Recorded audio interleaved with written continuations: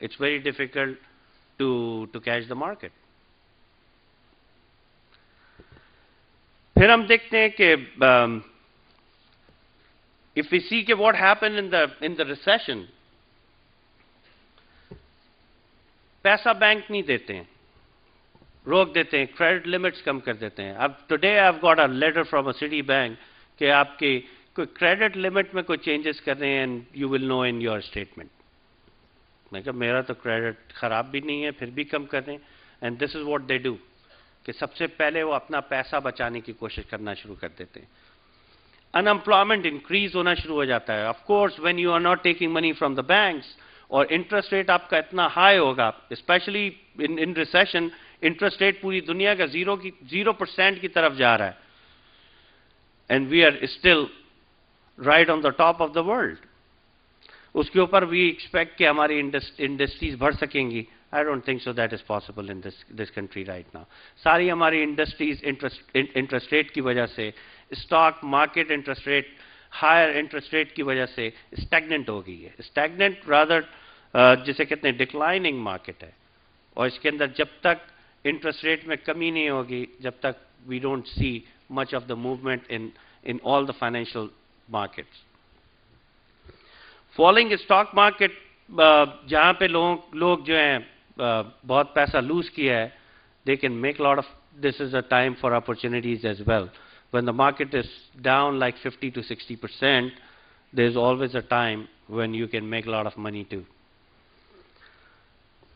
Consumer confidence बहुत कम हो जाता है. लोग जो है खर्चा करना बंद कर देते हैं. और जब आप खर्चा कम करना बंद कर देंगे तो आपकी सारी इंडस्ट्रीज में लोग बाहर खाना बंद कर देते हैं. एक हैवक सिचुएशन होती है, अनसर्टेनिटी आ जाती है. जब भी आपके मुल्क के अंदर अनसर्टेनिटी आ जाती है, उस वक्त लोग अपना हाथ रोक देते हैं.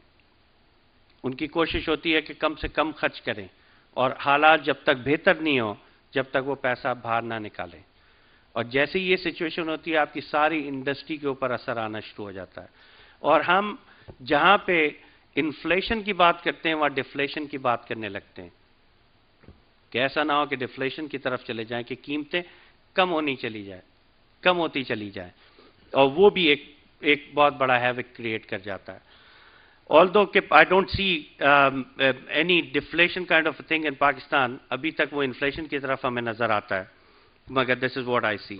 Commodity prices इस वक्त डिक्रीज होती हुई नजर आती हैं. कि commodity prices के अंदर जिस तरह इन्फ्लेशन इंक्रीज हुआ था, interest rate, lower interest rate है, इसके साथ ऐसा लगता है कि commodity prices मजीद कम होती चली जाएंगी. जो वर्ल्ड ट्रेड इस वक्त डिक्लाइन हमें 2.1% नजर आती है during 2009. Now if we go for benefit of recessions, there is lot of benefits in recession. The lower interest rate, that is good for the borrowers. Like interest rate अगर कम होना शुरू हो जाएगा तो लोगों की दोबारा इन्वेस्टमेंट की तरफ आना शुरू हो जाएंगे. लोग पैसा लेंगे, इंडस्ट्री लगाएंगे तो पीपल विल कम, अनएम्प्लॉयमेंट कम होगी और बहुत सी प्रॉब्लम्स को सॉल्व होगा. लोअर इन्फ्लेशन रेट, अगर आप एक साल पहले की बात करेंगे तो it was very difficult to find a right people.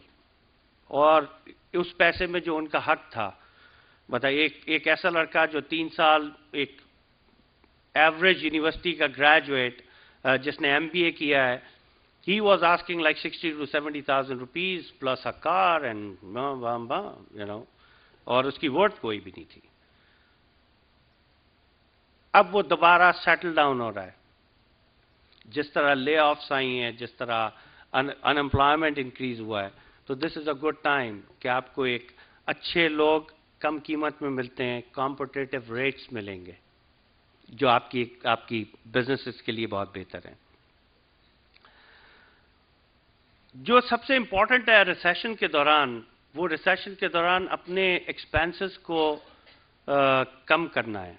कि how we can lower the expenses during a recession period.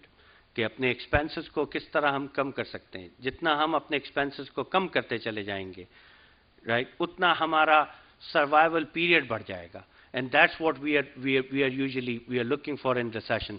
कि जितना टाइम मिल जाए हमें रिसेशन में, रिसेशन से निकलने का, जितना पैसा हमारे पास होगा उतना ज़्यादा हम कंफर्टेबली उस रिसेशन से निकल सकते हैं. As I've explained to you about जो affected economies हैं, उन economies के बारे में कि Australia, New Zealand, India, China, Bangladesh, Pakistan and Malaysia, ये वो मुल्क हैं जिनमें सबसे कम अफेक्ट किया है इस पूरे रिसेशन ने. इस रिसेशन में सबसे ज़्यादा जो परेशानी हुई वो पूरे Europe and America. Of course जो हैं वो तो आपने पढ़ा होगा. I don't want to go into that. अब सवाल ये आता है कि how to invest in recession, मतलब रिसेशन में कैसे इन्वेस्टमेंट करनी है and how we should go with that, कि कैसे काम करें, कैसे काम होना चाहिए कि रिस्क फैक्टर को कम कर दें. The major factor here is to lower the risk, कि रिस्क को कैसे कम किया जाए. Number 1, spread your risk, diversification में चले जाएं. Don't invest money in one place, invest in different places. ऐसा भी नहीं कि बहुत ज़्यादा जगहों पे कर दी जाए, but it should be invested in 3 to 4 different industries और डिफरेंट थिंग्स. एक्सपेंसेस को कम करें, मर्जर एंड एक्विजिशंस की तरफ जाएं. अगर मर्जर्स कर सकते हैं, अपने जब मर्जर्स करते हैं तो आपके खर्चे कम हो जाते हैं और एक्सपेंशन की तरफ जाते हैं. Resource sharing, optimal use of technology, जो पाकिस्तान में अब तो बहुत बेहतर हो गई है. 10 साल पहले बहुत ही मुख्तलिफ थी, and today we have a totally a different thing. Try to keep your cash handy. जितना पैसा, मैंने जैसे बताया कि जितना पैसा आप अपना सेव कर सकते हैं उसको बचाएं. नेटवर्किंग इज़ वेरी इंपॉर्टेंट, कि नेटवर्किंग आपकी हो जिससे आप बिजनेसेस में काम कर सकते हैं. ऑब्जेक्टिव्स क्या होने चाहिए इन्वेस्टमेंट के, especially in a country like Pakistan, when you are investing in any of the financial instruments, like if you are trading in stocks or in commodities or in foreign exchange or in mutual fund, तो सबसे पहले हमारा जो target होता है कि inflation को beat करना है. And that inflation we are hitting almost 20 to 22% per annum. Means inflation को कम करने से मुराद ये कि जो आप 1 लाख रुपए की चीज आज ले रहे हैं वो 1 साल के बाद 1,22,000 रुपए की हो जाती है. तो सबसे पहले आपकी जो आपका पैसा है वो सिक्योर हो, आप इन्फ्लेशन को बीट कर सकें. दैट्स आवर फर्स्ट टारगेट, कि how we can beat the inflation. 20 to 22% is inflation. तो अगर हम जब रिस्क लेने जा रहे हैं, now it depends what kind of a risk we are going to take. If we are going to take a big risk और ऐसी इन्वेस्टमेंट कर रहे हैं, स्टॉक्स में कर रहे हैं, कमोडिटीज की तरफ कर रहे हैं, गोल्ड मेटल्स की तरफ कर रहे हैं, तो ऑफ कोर्स हम उसमें को प्रॉफिट देखते हैं, तो it should be close to 36% पर annum.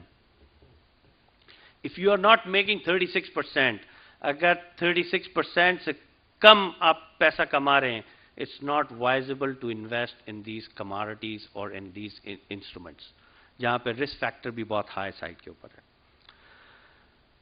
To achieve this target, of course 3% के करीब, you have to make around 3% per month. If you are not making 3% per month, of course, it's not a wise to invest in. उससे बेहतर है कि bank में रख दिया जाए पैसा, वहाँ आपको ज़्यादा बेहतर. अनसिक्योर है. जब आप अनसिक्योर इन्वेस्टमेंट्स की तरफ जाते हैं, then you at least you need more cushion. अब इन्वेस्टमेंट अपॉर्चुनिटीज में अगर हम बात करें तो what investment opportunities we have in Pakistan. Number 1 we have in stock market. Number 2 in real estate. Number 3 we have a gold, where the people they invest, especially the women, the ladies, they love to invest money in the gold. Then we have commodities, mutual fund and the foreign exchange. Stocks के बारे में अगर हम बात करने के लिए जाएं तो स्टॉक्स के जो सबसे पहले तो हम ये बात करें कि स्टॉक्स में क्या क्या प्रॉब्लम्स हैं. What kind of a problem we face in the stock market.